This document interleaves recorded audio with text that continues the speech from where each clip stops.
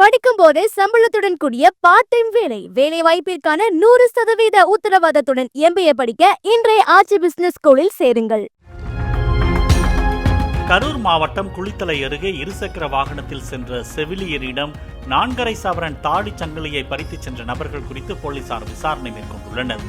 தனது வாகனத்தை பைக்கில் பின்னால் துரத்தி வந்த இருவர் கீழே தள்ளிவிட்டு சங்கிலியை பறித்துச் சென்றதாக அரசு ஆரம்ப சுகாதார நிலைய செவிலியர் ரஞ்சனா புகார் அளித்துள்ளார்.